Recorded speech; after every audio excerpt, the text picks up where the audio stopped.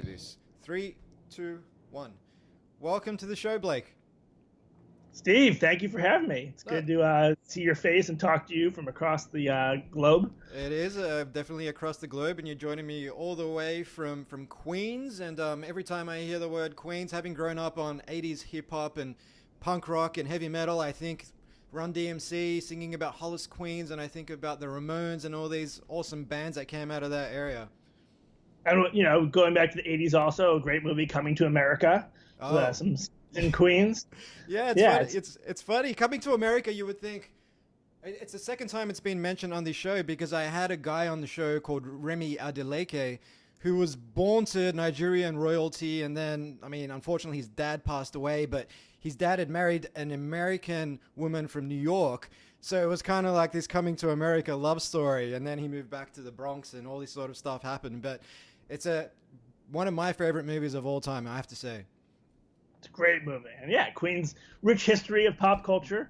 Um, uh, and then one of them is Console Wars was written here in this apartment. Yes, yes, and I'm looking forward to chatting about console wars today. And the gaming landscape has changed so much in the last 20 years. 20 years ago, well, let's say today, you have so many different options. You've got the mobile games, you've got obviously Fortnite, PC gaming, so many different consoles. Whereas 20 years ago, that wasn't really the case. No, absolutely, absolutely not. I mean, like, of course, there's a million differences between now and then, but just even for younger listeners, just the way that information was distributed, like even pre-internet, also just like basically what I'm trying to say is that I remember when I would want to get a game, it was like a $50 expense. It was a lot. The only criteria I had to base my decision on was what I'd heard from friends, and usually it wasn't much if it was a new game, and the back of the box. Like there weren't trailers. Maybe there would be something in Nintendo Power or other Mm-hmm. magazines. So it was just really tough. And nowadays, there's indie developers. There's so many games to choose from, but you also can demo them. You can, you kind of know more what you're getting into. Yeah, yeah. My strategy back in the day, back in the early 90s on the Nintendo Entertainment System, I remember games being about 80 Australian dollars, which is about, say, 60 US dollars. And I would buy a game, play it for about 2 or 3 weeks, however long it took to clock the game. Do you guys use that word clock the game in the United States? That's what Yeah. we refer to if you successfully completed the game. We clocked Okay. it in Australia. And then once I did that, I take it back to wherever I bought it from and say, hey, I got this as a gift. I was hoping to exchange it. And I must have done that with about 20 or 30 games. It saved my parents more so than me a lot of money. Wow, look at you beating the system. Nintendo would not have been happy with you. Sega might have applauded your effort. But what was your background? You got a Nintendo Entertainment System? Did you get a Super Nintendo? What was your console history? So my console history was I initially had a hand-me-down from my older brother, which was a Commodore VIC-20. Now that's going back to the early 80s, like really, really low sort of bit rate, terrible pixelated games, but it was fun, man. Like I was 8 years old or 7 years old at the time. That was fun. Then it was a Nintendo Entertainment System, and then I basically went on to the PC games after that. So I was playing like Commander Keen, the early 2D version of Duke Nukem, and that was basically me, Wolfenstein, and then I moved on to the Xbox 360, and so on. What was your sort of evolution like with consoles? My evolution was I got the 8-bit NES for Christmas or Hanukkah in the late 80s. I remember being so excited, but also not even knowing what it was. I was just excited because I knew this is the thing everyone wanted, and Yeah. just the idea of video game when you are unaware of it is kind of a novel concept. It's like, oh, cartoons, but you can play them, kind of. And then my brother and I, my younger brother was like the one thing we could do together because I was a terrible older brother, but we played Nintendo, and so naturally we wanted a Super Nintendo, and so we put together like the childhood equivalent of a PowerPoint presentation for our parents to explain like, here's why we need to get the Super Nintendo. We'll combine our birthday and Hanukkah and all these gifts in order to get this. And my parents said no, and I really distinctly remember that. That's part of why I ended up writing the book, just because the reason our parents said no, they were great parents. They almost always tried to figure out a way to help us get what we want, whether it was doing chores or, Mm. waiting a certain amount of time. But they said no on principle because they felt that Nintendo had, gotten us gotten families to buy these expensive libraries of games that no longer worked because the systems weren't backwardly compatible. And so because of that business decision, I ended up not being a Nintendo family anymore, which years later would sort of spark my interest in the business side of this battle. And then we ended up getting a Sega. I guess that was like an exception to my parents' rule. And so I was a Sega kid, and it probably suited me well because I've always really liked sports games the most, and Sega did have better sports games than Super Nintendo. Yeah, no, I love that story about putting together a childhood equivalent of a pitch deck, essentially. Yeah. I mean, I imagine that sort of skill set may have served you well when you were looking to get a book deal for your books. Yeah, figuring out different ways to appeal to someone's interests and coming up with incentives, and yeah. But it was a long road to that. Not only was it 20 years or so, but at the time that I got the book deal, I had a day job trading commodities for Brazilian clients. So I had a day job that I had for 7.5 years that was not at all related to writing, not what I wanted to be doing. And so Console Wars sort of saved my life or made my dream come true, I guess is a better way to put it. Yeah, it's interesting. I mean, obviously we're pulling out all sorts of lessons from this conversation already, parenting lessons, but also on finding work that really resonates with you. I mean, you were working in like you said, in the trading space for a number of years. What was it that forced you to kind of take that step? Was it like this feeling deep down where you just felt that you just didn't want to continue doing what you were doing and that you wanted to, writing was what you wanted to do? I mean, how did that look? By the time I was in college, I went to a college here in Washington, D.C., in the United States, and I knew probably freshman year by age 18 or 19 that I wanted to be a writer, but I had no idea, one, if I had the talent, and I certainly didn't back then, and then two, how to make money doing it. And even to this day, it's still a difficult. I mean, it's very difficult to make a living writing, but it's also almost difficult. It's very difficult to give advice because it's a lot of non-traditional ways. There's no typical path. I mean, there used to be more stable money with journalism. But anyway, I wanted to be a writer. I didn't know how to make money. I wrote a couple of novels in college that were, I'm sure, terrible. But coming out of college, I wanted to, be able to survive and support myself. I had applied to some graduate schools to do writing or screenwriting. I didn't get into most, but even the ones I got into, I figured it was better not to take out loans to do something that I was self-motivated to do anyway. Because I guess that was the one thing that I identified early on, was that regardless of whether I had talent or not, I was self-motivated. I was able to sit down and write for 8 to 10 hours a day, several days. I was able to make progress. I was able to edit my own work. So that was, a really helpful skill set. And then, so the whole time I had this day job trading commodities, the goal was to quit and write full time. And for most of that time, I was doing screenwriting, as I figured that was a better way to, monetize the craft. So I did that for several years. I never sold a single script, but I did at least have good enough writing samples that I was able to get good representation, which would come in handy when Console Wars happened. And it was actually like a very big surprise, in terms of learning lessons. The big lesson that I learned with Console Wars, especially early on, was the importance of following my passion, which sounds cheesy and maybe obvious, but for me it was a big deal because I loved writing. I loved the screenwriting I was doing, but it was not, they weren't like personal. I guess screenwriting is a director's medium. Filmmaking is a director's medium, so screenwriting is not my favorite type of writing to do. And a lot of times you're trying to write scripts that you think will sell. So I'm still, I'm proud of the scripts that I wrote, but it wasn't like a burning passion to tell this certain story. Yeah. And after some really bad screenwriting experiences and thinking that I was never going to make money doing it, I decided, all right, I'm just going to work on something that I have a burning passion for, which was learning about Sega and Nintendo.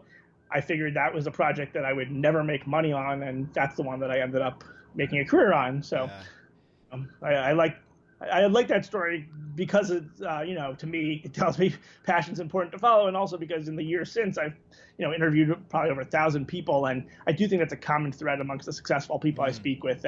A lot of times it's filmmakers and it's not the movies that they were trying to, the movies they thought would sell. It's the one where they're like, all right, I kind of give up and I just want to do this thing I love. And people somehow, because of the care you put into it and that affection for the content, that it seems to resonate. Yeah, yeah, and having interviewed a lot of people on this podcast as well, I couldn't agree more. I mean, doing something that aligns with your passions, but also something that you're gifted at. I mean, you're actually good at it. You're not just and you don't just enjoy it. Like I love surfing, but I suck at surfing. Like I wipe out all the time. So I'm probably not going to be signing up for the world surfing tour anytime soon. But it's something that Jim Collins, the author of Good to Great and Built to Last, talks about, where he says that great companies are like hedgehogs, where they do one thing really well, like they curl up into a ball and their spikes come out kind of like Sonic, and then the predators can't do anything. Like they're just going to get pricked if they try and eat them, right?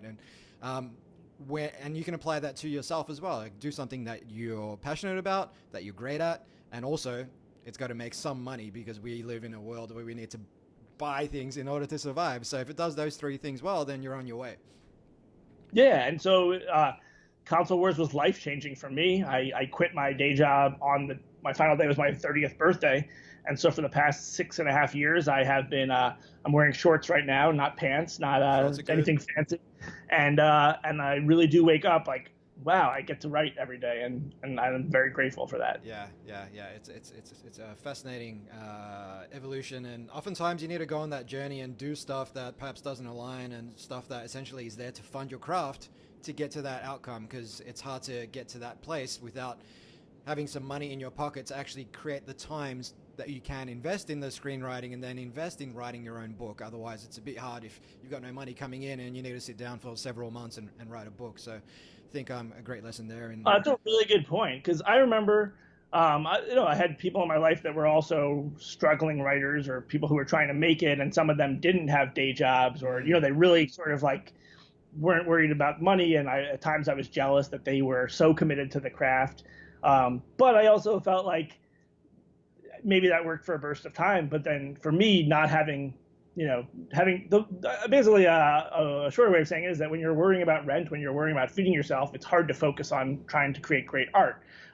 You don't have to be a millionaire to focus on great art, but having those things taken care of did give me a peace of mind that for me was very, very helpful. And I know that might also just be like some perception that happens to work well with how things worked out for me. But that's how it was. And also, I mentioned my parents earlier. They're super supportive, but they're doting Jewish parents who wanted me to be a doctor or a lawyer, who wanted me to have a good job, and writing was very suspect. So it took some time to convince them that this was the right path, but things fortunately worked out. Yeah. And, it's so true with respect to funding your craft. I mean, it's interesting because some people might say, well, if you haven't got a plan B, then you just go all in. But I've worked with so many startups and entrepreneurs who, when they're, say, looking down the barrel of maybe 2 months runway, and if they don't make any money in the next 2 months, they're out of business, what you often see is that they just look for any possible way to make money. And so they basically compromise on their core purpose, they compromise on what the company is about in order to survive. So you're absolutely right. Like when you do create that space, you can't just be creative and not compromise or sacrifice your overarching purpose or what the kind of work you want to do. And that's when you might find yourself, writing screenplays and whatnot for your entire life, rather than writing books about console wars and VR like you're doing now. Yeah, that was a very good point. So obviously we're going to talk about console wars today, and we started chatting about upbringing and the evolution of consoles and whatnot in our respective childhood households. But growing up in Australia, you were either Mario or Zelda, or you were Wonder Boy or Alex the Kid. So for me, it seems like especially in the late 80s, early 90s, it seemed like you were either Nintendo Entertainment System or Sega Master System. At least in Australia, it felt like it was a 50-50 split. But from what I understand, that wasn't the case in the US. Yeah, that's so fascinating. I mean, you're right, obviously, because you lived through it. But it is very interesting because such a central part of the console wars narrative in the book is that Sega was nothing. But outside of the United States, and outside of Japan or Asia, there were so many countries where it was like a Sega versus Nintendo battle in the 8-bit generation because Nintendo ignored and had different policies for other countries, and in Brazil, because I happen to be trading Brazilian commodities, I know, and they had a lot of gray market and black market consoles, and Nintendo was very strict, so a lot of Master Systems were there. So it's very interesting, to think about in this pre-globalized time, how the distribution of these consoles went. But yeah, in America, I knew one person who had a Sega Master System, and it was cool because it was different, but it wasn't cool enough that I ever thought, oh, I would really like to get this, or I'm going to save up my money for this. Nintendo was dominant to the point that one of my favorite ads that I ever found during the research was an ad that Nintendo had taken out that said there's no such thing as a Nintendo, and the reason they put that out was for trademark purposes, because Nintendo was becoming so ubiquitous, as a term to describe video games, like Kleenex for tissues or jacuzzi for hot tubs, that they were actually trying to differentiate it for trademark purposes. But that's what it was. I mean, my mom still calls everything a Nintendo, but Nintendo was super, super dominant here and in their the home country of the company in Japan. Yeah, and I mean, you mentioned that Nintendo maintained that strict control over who could create games for its consoles. Can you tell us a bit more about that?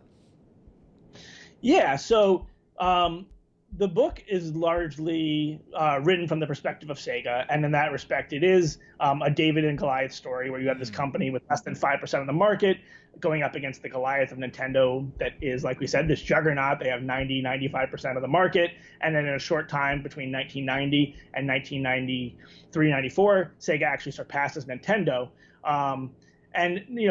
But going back to Nintendo's dominance and how they were able to keep that dominance, a lot of it was based on control. They, third-party developers, so outside companies, are making games for the NES. They were making millions and millions of dollars, so naturally they wanted to make as many games as possible. Or, young or smaller developers wanted to make games for the NES, but they were very controlling about what could be on their system. In a lot of ways, I think a modern comparison would be like Apple, just having very high quality standards that do sort of it's a gatekeeping role that keeps out smaller, less well-funded companies. But at the same time, Nintendo was doing so because they believed that was best for their customer base. And, I think there's like a cynical way of looking at it where they're just saying that because who doesn't want control as a company? Yeah. But then as I researched deeper into the book and I spoke more with the people in Nintendo, they really did feel like for them it was less about Nintendo versus Sega. It was Nintendo versus the ghost of Atari. And there had been this video game crash here in 1983 in the early 80s where video games were over. People thought it was a fad. I was watching a clip the other day where an analyst compared it to the hula hoop, where he said, people will maybe still continue to buy it, but like no one's going to invest money in this. The fad's over. Yeah. And so Nintendo didn't want that to happen again. And so there was almost a nobility or a noble way of looking at it where they were choosing to have, to make less money in the short term by letting all these third parties make games for their system, and trying to have this quality control. And then another good example that goes back to your sneaky way of playing video games was, some people who weren't as clever as you, a similar path might be to go to a movie of game rental place, which was usually rental places. And, for $5, you could play a game for the weekend and see if you want to buy it, or you can keep playing it. Nintendo sued Blockbuster Video. They sued, they didn't want there to be rentals. They sued Galoob, the makers of Game Genie, which gives you like superpowers. That takes me back. I had a Game Genie. I remember having like 100 lives in Super Mario. It was the best. Yeah, cool kid here. You just fly over every single level. It was awesome. Yeah. So I mean, and then you see like I said, this comparison to Apple or to Disney or still to Nintendo today, where there's nothing. I would think it's hard to argue there's anything inherently wrong with giving people the ability to have 100 lives or to do these hacks, but Nintendo didn't want that to happen. They wanted to control what could and could not be done and make sure that they either focus tested or it worked for their business model. And so it was a really difficult environment for any other company. Like, that's a big part of why the Master System was not successful here. It wasn't that necessarily Nintendo had better games, though they did have the best ones like Mario and Zelda and all that. But these other companies didn't even have a chance of competing because Nintendo would leverage their dominance. There's a good example in the book. One of my favorite stories is just the Walmart example where by the time that Sega has the 16-bit system, which at least for a period of time is technologically better than what Nintendo's offering, they can't even get it sold into the biggest retailer in the United States because Walmart does not want to risk upsetting Nintendo. And Nintendo was very they face legal consequences here in the United States for monopolistic predatory practices. And as Howard Lincoln, the executive vice president and later the chairman of Nintendo America, noted to me when I talked to him, the result of that antitrust litigation, the punishment that Nintendo faced, was basically to give out millions of dollars of coupons to people who had bought Nintendo products so they could then buy more Nintendo products. So Nintendo had a pretty good thing going here for a while, and they certainly did not think that a company like Sega would be able to pierce the market. Yeah, it's interesting what you said there about Walmart, because that relationship with your brick and mortar retail stores could really have made or broken a manufacturer back in the day, on both sides of the coin. Because if I look at Dell Computer, when they came along with their mail order service, and you had those existing players on the market like Compaq who were heavily reliant on retailers, and if they tried to compete with Dell head on and sell their stuff online, then their retailers would have said, hey, why are you selling this stuff online for like half of what we're selling it for, right, and pull all of the stock. But at that point in time, most of Compaq's revenue was through the brick and mortar retail stores, so they were kind of handcuffed to that. And we all know what happened to Compaq. I mean, they went the way of Blockbuster essentially. But in this case, Nintendo essentially has the advantage, because at least a short-term advantage, because of that relationship with Walmart. Another thing that I found quite interesting about that business model that Nintendo had around the control was that every third-party developer had to buy cartridges for something like $10 each, so that they would make a profit on all sorts of games, no matter how good or how bad they were. Right. That was another big part of it. And again, you can understand, there's a sympathetic version of, when it was their cartridges, they knew that it would be 100% quality control, or at least the highest standards, of working. And then sort of like, like all the systems of hardware and software for Apple, where, if you have the iPhone and iTunes, or I guess not iTunes anymore, it all works better when it's working together. But some people can't afford that, or some people want to go a different way, but Nintendo had the leverage to prevent that from happening, to require that you purchase the cartridges from them. And that was also a big upfront expenditure, because a lot of the companies, they would have the R&D for the game and the development, and then they would now need to pay even more for the physical cost to manufacture these games, and they wouldn't start recouping the money until after all of that. So it was difficult, and I think to some degree Nintendo, that was intentional on Nintendo's part. They didn't want companies that could go bankrupt easily to be making games, because they wanted to be, sturdy companies and really make this industry very strong. And one of the things that clicked for me when talking to Tom Kalinske, who was the president of Sega of America from 1990-96 and is basically the protagonist of the book, was, to him, it was about choice. It was about, under Nintendo system, developers who were making these games and retailers like Walmart who were selling these games, they basically had to do one, there was only a certain type of game that could be made. There was only a certain company that you could have in store. And he just thought that was morally and fundamentally wrong, that America is all about, choice, and that's what capitalism's all about. So he was going to try to offer choice. And that is, and bringing it to like a modern day parallel, there's a good and bad that comes from that. I have never had, knock on wood, virus problems with my Apple computers, because it's all fully integrated. Yep. And I will say this, I've had, during the writing of this book, I was not a fan favorite at Nintendo for a while, because this chronicles some of their more difficult years. So I have a complex relationship with Nintendo. But I will say that after, I'm 36 years old, and I've never in my entire life bought a Nintendo product that wasn't worth the money. So the upside to that quality control that they still really implement to this day is that when you buy a Nintendo product, it will generally be worth the money. It's usually a good, full polished game, and that's definitely not true of Sega or any other console I've gotten. But at the same time, I respect giving the option to developers to really explore and flex their creative chops, even if it doesn't work out.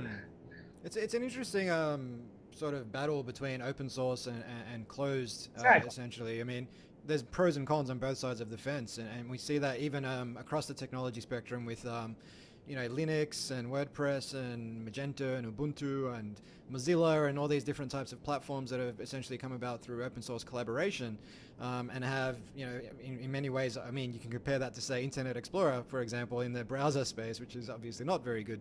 Right. So I guess it comes down to the company and how many resources they have, and does closed work for them, and will it always work for them? Does it offer them an advantage in Right. that particular industry, and so on? So it's a fascinating sort of tussle. No, I totally agree, and that was something that really helped me understand the story better. Because at first I thought Nintendo was just being a bunch of jerks, and I started to understand that at least they have a business sense, even if it was one that benefits them the most.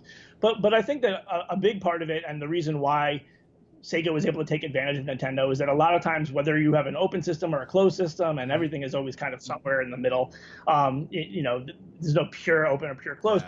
Yeah. It's about bedside manner. Because, reading interviews with Nintendo personnel from that time, it wasn't, they weren't very friendly about the fact that they were a closed system. It was more like our way or the highway situation, and that rubs people the wrong way. It makes them excited to see you toppled. Like, I remember just a small example was, I met with a guy here in New York who used to be an executive at the Wiz, which was a big electronics store here in the 80s and 90s. There's a Seinfeld episode with the Wiz guy, and he was just saying how much he wanted to see Nintendo fail. And so one small thing he would do was he would give the best store space to Sega, and he would give them the end caps, and he would make sure that all the games looked good. And that's a small thing. Maybe it didn't really impact that many sales, but there's just a momentum that builds when so many people want to see you topple. And so, at the end of the day, bedside manner is something that generally costs you nothing to be accommodating and kind. And it's just interesting to. Yeah, it's I mean, in Australia we have something called tall poppy syndrome, where if you stand out, you basically get snipped, right?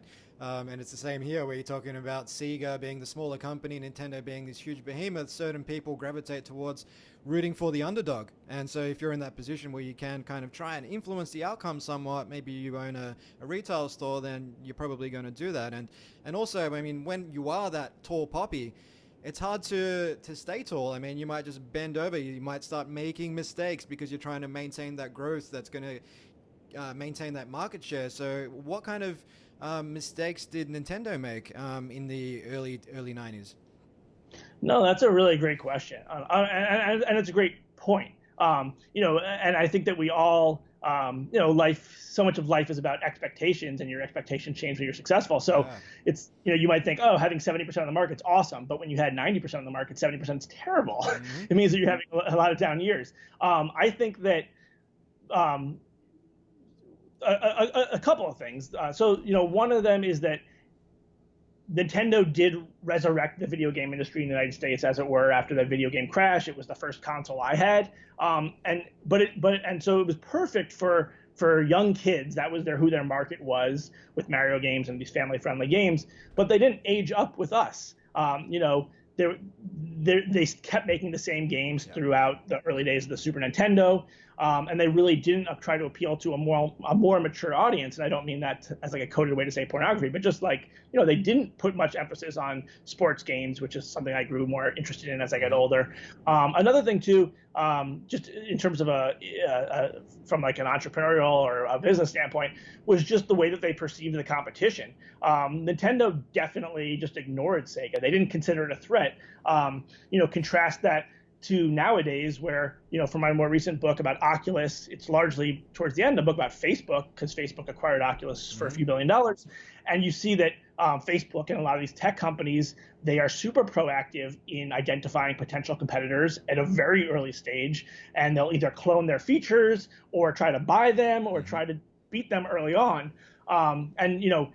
Nintendo just never, it was almost like to acknowledge that they had a competitor was to breed that competitor into existence. Meanwhile, Sega was taking their market share.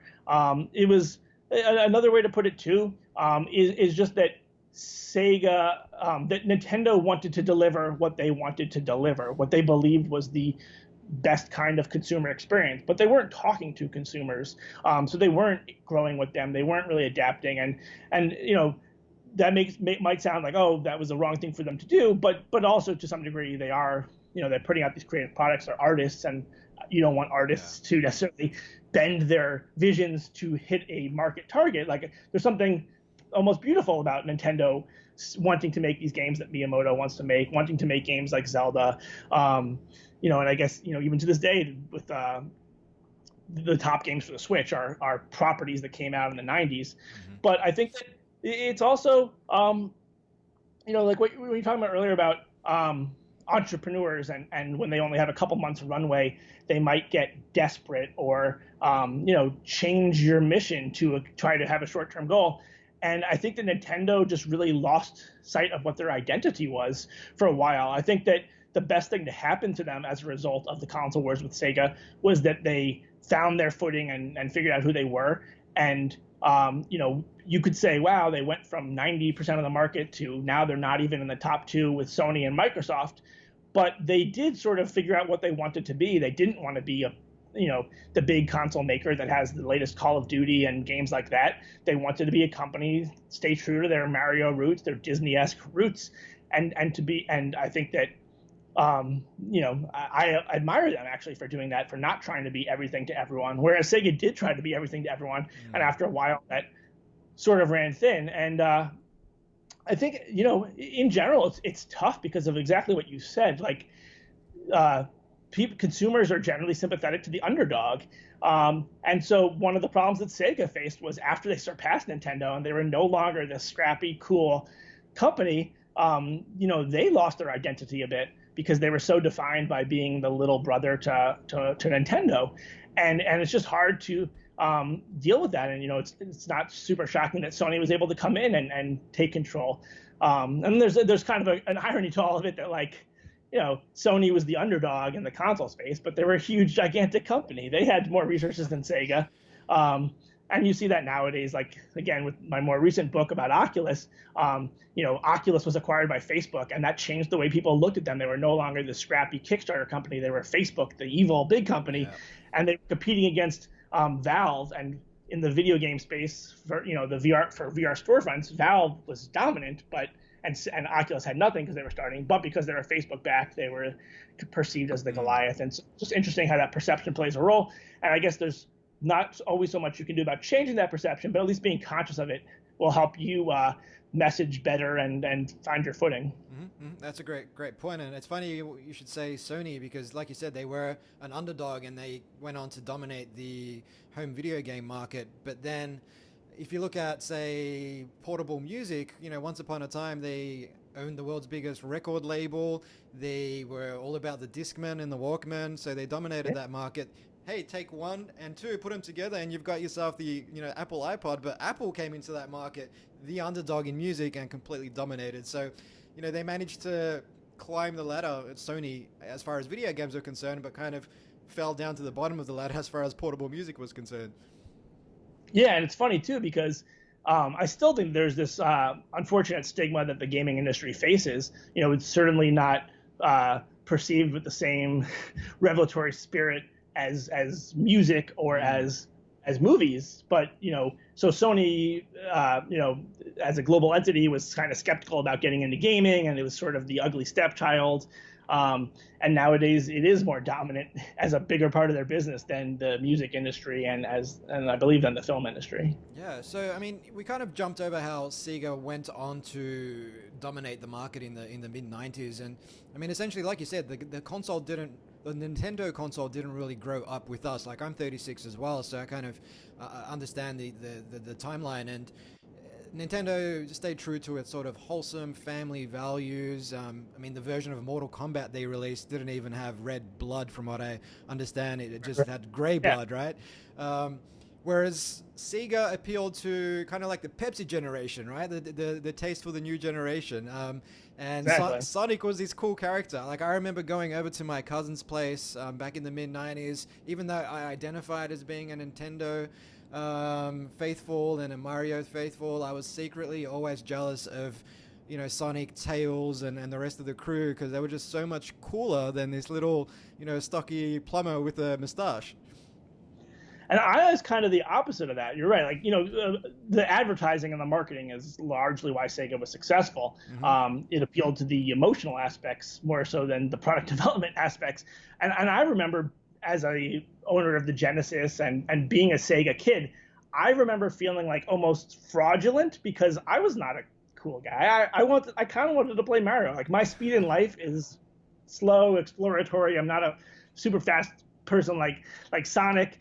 And I remember feeling like, yeah, like part of me felt proud, like, yeah, I'm a Sonic guy, I'm a Tails guy, but then part of me felt like I'm not really that. Like, and it kind of just showed that the marketing did work. The marketing made me feel a certain way about myself and about what I was playing that went beyond the actual content and the actual person that I was when I look in the mirror, No, that's an interesting point, how one can identify with games based on the characters that are in them, and therefore make choices as to who they want to pledge their allegiance to as a consequence. It's really interesting. I've never looked at it that way. But on Sega at the time having a much smaller marketing budget than Nintendo, but I guess it was the way they positioned themselves in the market as the underdog, as the choice for the new generation or the next generation, to quote Pepsi.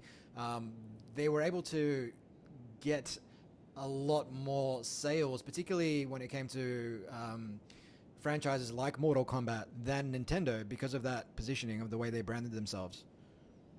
Yeah, a good example of how they were able to do more with less financially is just the sort of spokesman they'd have, like, the top, Sega couldn't afford the A-list actors like Tom Hanks or Dustin Hoffman, but they could afford much cheaper teen idols like Dustin Diamond or Joey Lawrence and these sorts of people that you could say were available at like bargain bin prices. But if they were trying to appeal to teenagers and also be aspirational to younger kids, that's a better value than to actually spend all the money for a Tom Hanks or a Kevin Costner at that time. And so Sega was smart to identify that and to also try to make it something desirable to us kids. And then it really was about choice. Like, it was about Sega played into when you're growing up and you're going from a kid to a teenager to an adult. There is a lot of rebellious spirit and a lot of rebellion just for the sake of it, just for the sake of trying to find yourself, where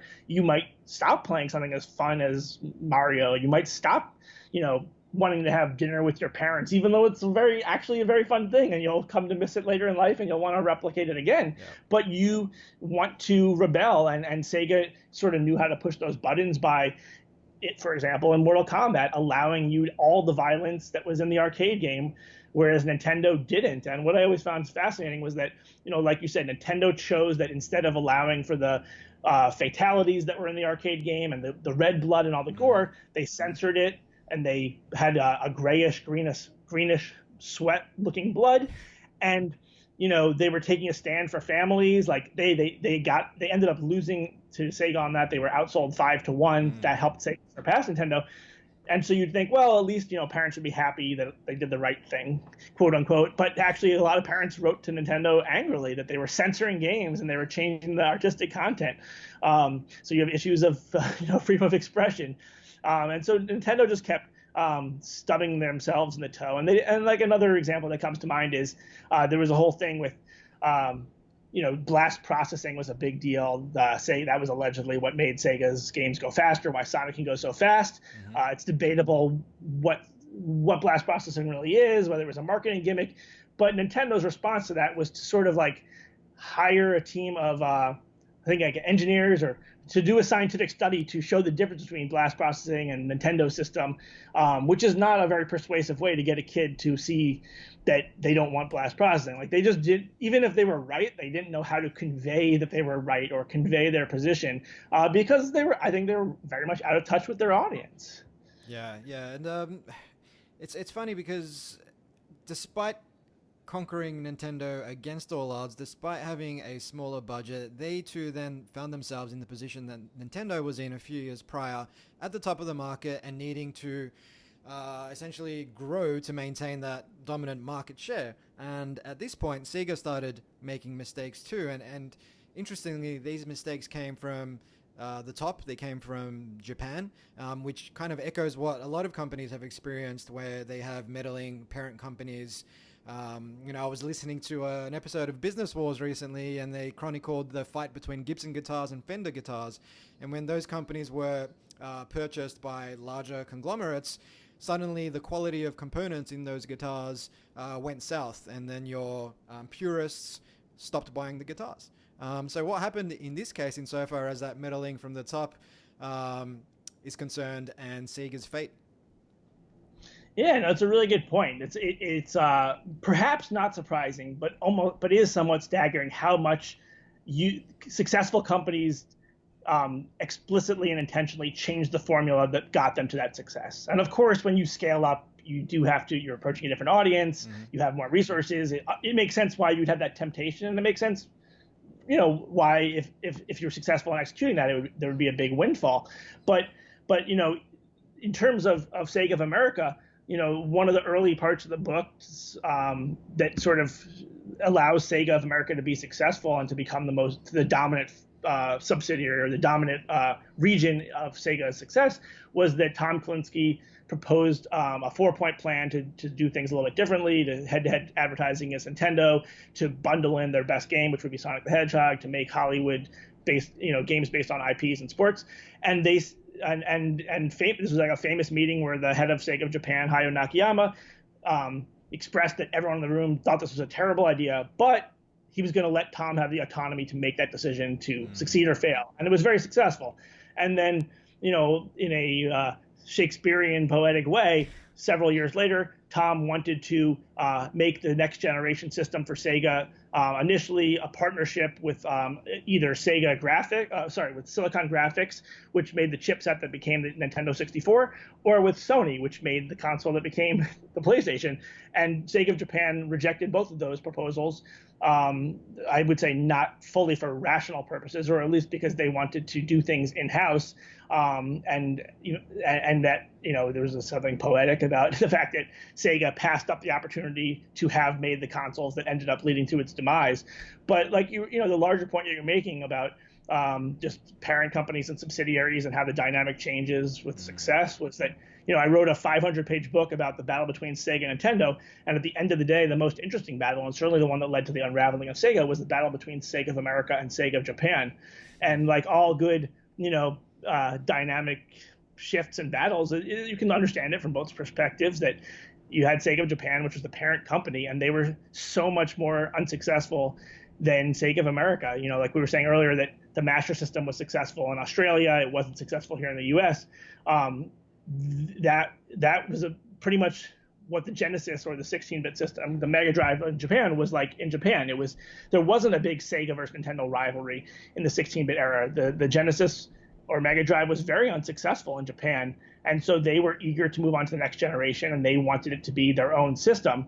And then I think where they really messed up was that after Silicon Graphics and Nintendo announced that they were doing a 64-bit system, the Nintendo 64, Sega of Japan sort of panicked and decided that instead of just the 32-bit system that they were going to do with what became Sega Saturn, they were going to use 2 different 32-bit chips, and it was kind of a 64-bit system, but it also then made things incredibly difficult for developers to develop for. So reaching out to developers and getting the content they wanted on the Saturn was difficult. And you can argue about which system was ultimately better, but it kind of doesn't matter if you're not even getting the games on the system because developers don't want to work with you. Yeah.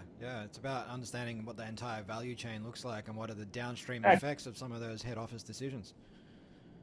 We kind of talked about closed versus open ecosystems earlier, and I guess Sega becoming a lot more closed, at least at the directive of its head office in Japan, essentially preceded its downfall, and that whole notion of not invented here, which shows up in so many companies today, where there's perfectly good off-the-shelf solutions or customizable off-the-shelf solutions that may solve a problem for them, but they're like, well, let's just build it ourselves, and they may end up doing that, and it'll spend a lot of time and money doing so, and then the end product is nowhere near what they could have got 6 months ago off the shelf for a fraction of the price.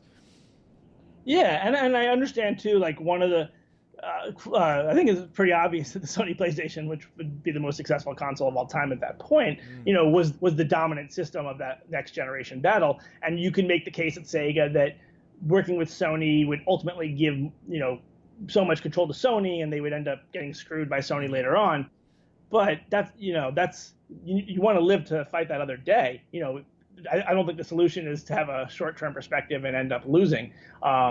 So I see that all the time. Also, when I'm interviewing tech people, the not invented here syndrome, and then sometimes I actually see the opposite, where they have such reverence for what other companies are doing that what they're inventing in house doesn't matter. But it's hard. Some of this stuff is subjective too. What is a better system? Hmm. It depends, but it's like you said, it's going through the value chain and saying, all right, well, better system, we can define it not just by what consumers are going to enjoy, but how do we get people to develop for it? How do we get stores to stock it? Like, all these things matter because they're all part of the process. Yeah, yeah, and I think you make a great point there as well, because you can argue for both open, closed architectures and so on, and every sort of outcome you can essentially fall victim to the narrative fallacy and trace a linear step of events that occurred and then trace that back and say, well, they should have done this instead. But we don't know what the counterfactual may have been. Like, if they did work with Sony, maybe there would have been other sort of internal issues that they would have encountered. Like, who knows? Right. No, and that's a good point. And that's something that, people have asked me, why did Sega fail, or why did Sega leave the hardware industry? And I don't feel comfortable speaking with any expertise about the Dreamcast era or anything like that. Mm-hmm. But I do think that you get a sense of what the power dynamic was like between Sega of America and Sega of Japan, and there was something inevitable about that. Maybe it wouldn't have manifested in them getting out of the hardware business. Maybe it would have done something else. But there was at least something irreconcilable or some sort of difference that had to do with more than just the cultural nuances, but had to do with the fact that they had different marketplaces and were receiving certain the allocation of credit really did create a fragile relationship between the two entities. Yeah, yeah, and I understand the book is now, several years after its release, being turned into a documentary by CBS All Access, and it's being produced by Doug Blush, who worked on Icarus and The Hunting Ground. That's some exciting news. Oh yeah, I mean, the whole thing is super exciting. Doug Blush, who's worked on all these Academy Award-winning documentaries that I love.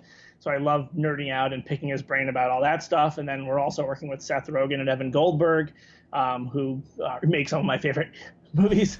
I love their comedies. And then Scott Rudin. So it's been a dream come true. It's taken a little bit longer to get where we wanted to go with this. Originally, it was going to be so there's a documentary that we're doing with CBS All Access. And then we're also working with CBS All Access on a television series, like a dramatization of the book, more like The Social Network or Halt and Catch Fire sort of thing. And so we're working with them on both those projects. And originally it was supposed to be a movie with Sony, but I think that as a guy who wrote a 500-page book, I like longer storytelling, and so the golden age of television worked to our favor, and now we're doing it as a TV show. It's been amazing to do both that. It's also been really nice for me for a couple of reasons. One, that when I wrote the book, I very specifically or intentionally wrote it with like my grandmother in mind. I say that about all the writing I do. I want to make sure that what I'm writing, even though it's usually tech or sort of esoteric stuff to a certain audience, I want to make sure that it can be accessible and enjoyed by any audience, including my grandmother. And usually that's by making it about the characters and about the larger themes. So I intentionally ignored a lot of the nostalgic aspects. I mean, I think a lot of people feel nostalgia reading consoles because it brings things back, but I didn't try to pull on those strings intentionally. Whereas with the documentary, and you have all these great commercials and all these great videos from CES trade shows, it's really nice to actually just be able to include it and have that be as powerful as anything I could ever write or anything I could ever script out with the, not script out, but like basically how we would cut the interviews together. And then the other nice thing too is that even though there was a tribalistic aspect to the Sega Nintendo battle, it always felt very civil. Maybe that's anecdotal, but it certainly did, in a pre-internet era, it did not manifest to what tribalism has become nowadays in, whether it's actual, console wars or culture wars or whatever the case. Yeah. And after my most recent book, which did touch on a political element unexpectedly. Who would have thought when I set out to write a book about gaming and VR that it would have anything to do with President Trump and politics and all that? But there was a lot of polarizing opinions about the main character, Palmer Luckey, and a lot of polarizing receptions to the book that had nothing to do with the book. So it's just been very nice to spend my time working on a story from an era where what felt like, feels like a golden age. And I know some of that is just the rose-colored glasses of me being 36 now and being, a kid back then with no worries. But there was not everything was a fight back then. There was no Twitter backlashes, and it's just really nice to try to put together a time capsule that really captures that story. Yeah, and on the documentary and miniseries, I mean, when can we expect that to go live? So I don't have any concrete answers for you at this time. We are hoping to finish up the documentary, and it's a whole team, but I especially want to give credit to Jonah Tulis, my co-director, who's been working on this with me for several years. We're hoping to finish up our cut by the end of the year or early January. So I don't. It would be ultimately the decision of Seth and Scott and CBS All Access when they would air it and all that stuff. But we're hoping, that we'll be able to get a cutout maybe for festivals or maybe on CBS All Access already in early to mid 2020. Awesome. Looking forward to that one. And we've got a few minutes left, so I did want to touch on what you mentioned a few moments ago with Palmer Luckey over at Oculus. Why not? While we've got you on the show. Essentially, like you said, we are living in a world of tribal wars, cancel culture, and so on. The Oculus founder essentially founded that company in his bedroom. I think you posted a photo of him in his bedroom, literally like in a basement, and his mom's taking the photo, and it's just like he seems like a kid in his bedroom just working away. And a few years later, he's selling the company to Facebook for about $2 billion, and shortly thereafter. Was removed from Facebook for what arguably seems like an affiliation with President Trump. I mean, how did that come about? Which part? Yeah. So, the photo you're talking about was actually he was 19 when he founded the company, and the first employee of Oculus was an 18-year-old kid named Chris Dykes. And so it was at this 18-year-old kid's house. His mom took the photo in the basement. At the time, Palmer was living in a trailer in his parents' driveway, and he turned it into a mad scientist laboratory, and he built this prototype that led to the Oculus Rift, and they sold to Facebook. And there's we can argue about why he was fired and how he was fired and whether it's fair, but it's certainly one could say without dispute that his firing had nothing to do with virtual reality. It was other factors. And he made a $10,000 donation to a pro-Trump organization. And that alone in this current political climate might have been enough to make a lot of people upset, especially at that time in 2016 when, in America here, even though half the country voted for Trump, a lot of people, especially journalists, seem to act as if nobody would ever vote for Donald Trump. But then the way the story was reported inaccurately, that he was funding trolls and making misogynistic and anti-Semitic memes and all that inaccurately, that he was branded as a white supremacist. We can talk about this for hours, but I'll just button up by saying that that was a really eye-opening experience for me, just because I knew Palmer very well from covering the book. I knew that he was not a white supremacist. I knew what was true and what was not about a lot of these things, and to see what was reported versus what the reality was shocking. And then even more shocking was that as the person who probably knew the most about the subject matter, other than the subjects themselves, when I tried to correct the story, the lack of desire from those I contacted in the media to correct it was really eye-opening to me, and very surprising. But I think the climate here has changed a little bit, and at least fortunately for Palmer, there was a happy ending. He started a new company, Onderoll Industries, which is a defense technology company, and they were recently valued at $1 billion. So he's now created a second billion-dollar company before the age of 30. So he's a bright guy, let's just say. And so for Facebook to fire him because he, allegedly no longer had value, I think a guy who created $2 billion companies by the time he's 30 has some value to add to any organization. Yeah, sounds like the case. We might leave that one there. But on the topic of virtual reality, I mean, it seems like to me that since the 1980s, VR has been just around the corner, VR gaming. Having done the work on your most recent book, what do you think in terms of how far away VR going mainstream really is, if ever at all? Yeah, well, I mean, I as a kid, I remember it feeling like it was supposed to be right around the corner, and it wasn't. I mean, even Sega and Nintendo both had VR products. The Nintendo did release their Virtual Boy, Sega didn't.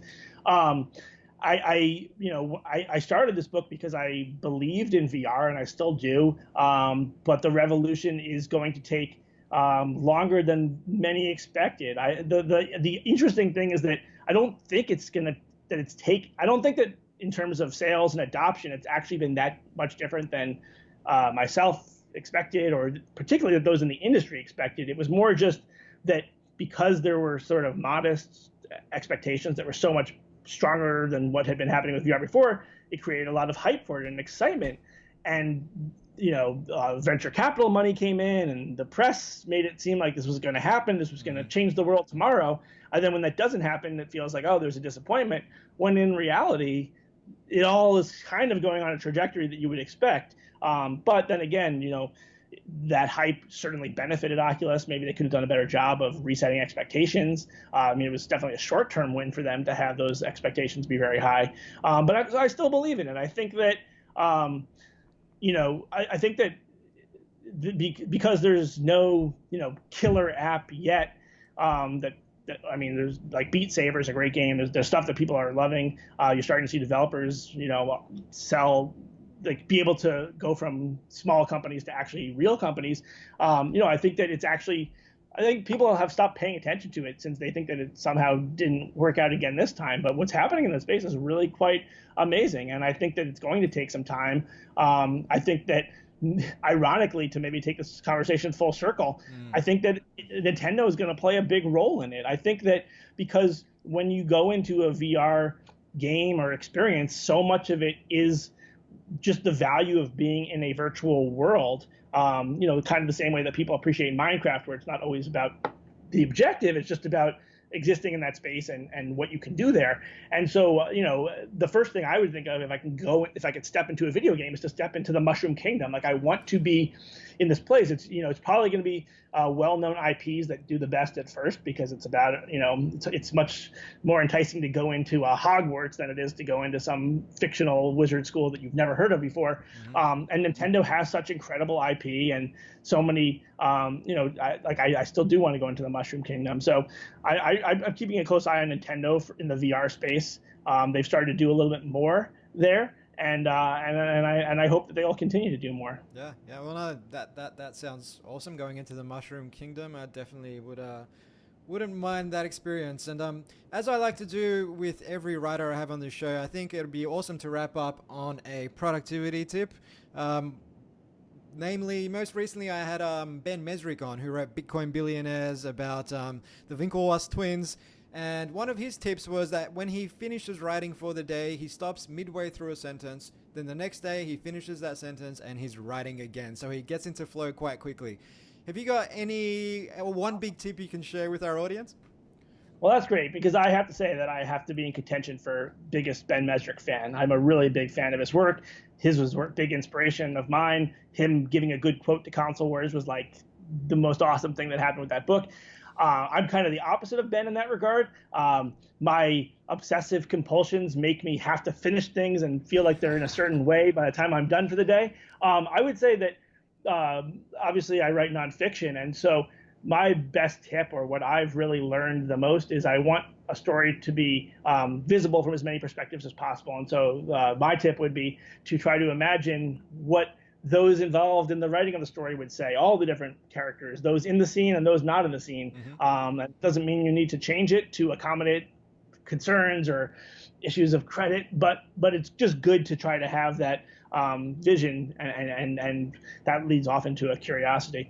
So that would be my tip, is to just try to imagine the story from the different perspectives of those that you're writing about. That's a great tip, and this has been a great conversation, Blake. People can pick up copies of your book on Amazon, both Console Wars and your latest book, The History of the Future.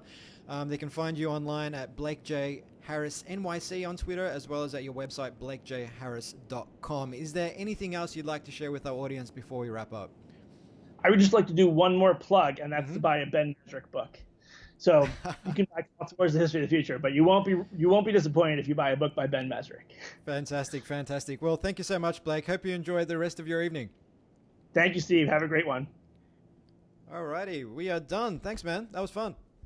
All right, awesome. I'm glad we were able to get this right. I'm going to go take care of my cat. He's running around crazy. But I'll talk to you soon, and we'll be in touch. Sounds good, man. Cheers, Blake. Bye. All right, take care.